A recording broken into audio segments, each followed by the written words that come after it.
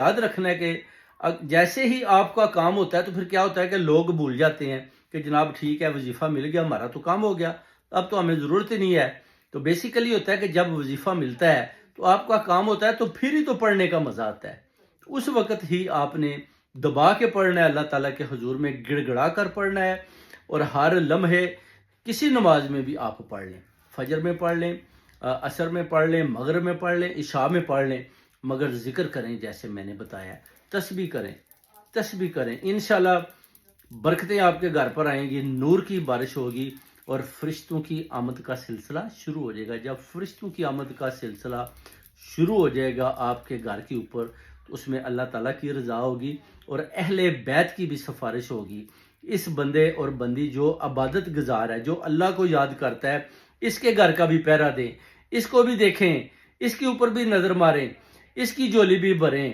اس کی جو پرابلم ہے ان کو بھی ختم کریں، اس کی جو قدر و قیمت ہے وہ بھی جانیں۔ تو اللہ تعالیٰ کی ذات اسی وقت جب فرشتوں کو حکم دے گی تو پھر آپ کے سارے کام سیدھے ہونا شروع ہو جائیں گے، اور جب سیدھے ہو جائیں تو اس کے بعد میرے بھائیوں بہنوں بیٹیوں یاد رکھو، آپ نے عبادت نہیں چھوڑنی، اور جیسے میں نے بتایا یہ آپ نے 40 دن کا عمل جو 4 منتھ میں ختم ہوگا، 11 دن 1 منتھ میں آپ نے کرنا ہے، یہ آپ نے مکمل کرنا ہے، اور جیسے ہی آپ کا چلہ مکمل ہو جائے آپ نے فوراً سے پہلے میرے ساتھ رابطہ کرنا ہے، پھر میں آپ کو بتاؤں گا کہ آپ کی اگلی منزل کیا ہے، اور آپ نے وہ کون سی اڑان بھرنی ہے، آپ نے کس طرف کون سی ڈائریکشن پر جانا ہے، اور کس طریقے کے ساتھ آپ نے آگے بڑھنا ہے، کیونکہ یہ جو منزل جو میں آپ کو دے رہا ہوں یہ بیسیکلی سٹارٹنگ ہے، اور آپ نے اینڈ تک جانا ہے۔ پھر میں آپ کو جب یہ مکمل ہوگا تو پھر سیکنڈ جو مرحلہ ہوگا اس میں آپ کو لے کر جاؤں گا، ادھر آپ دیکھیں گے کہ فرشتوں کی تعداد بھی زیادہ ہوگی، اور اللہ تعالیٰ کرم بھی آپ کے اوپر زیادہ کریں گے، اور نور کی بھی ڈبل بارش ہوگی انشاءاللہ، اور آپ کی ساری مصیبتیں ختم ہو جائیں گی۔ گھریلو آپ دیکھ سکتے ہیں کہ گھروں کے اندر کافی کالز آ رہی ہیں کہ اس کی وائف ہے، اس کی بہن نے کالا جادو کیا ہوا ہے،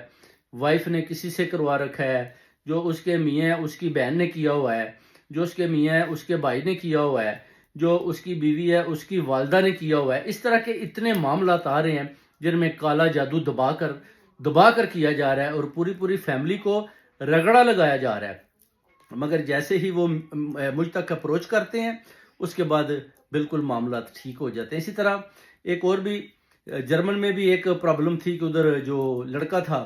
وہ اس نے ایک جرمن سے شادی بھی کر لی، ان کی بھی کال آئی تھی، انہوں نے بتایا کہ جناب یہ جو اپنا لڑکا ہمارا تھوڑا سا نشے کرتا، اور اس کا بھی بچہ بھی ہے، اور جو اس کی بیگم ہے وہ گوری ہے، وہ بھاگی ہے کیونکہ یہ نشے نہیں چھوڑ رہا۔ پھر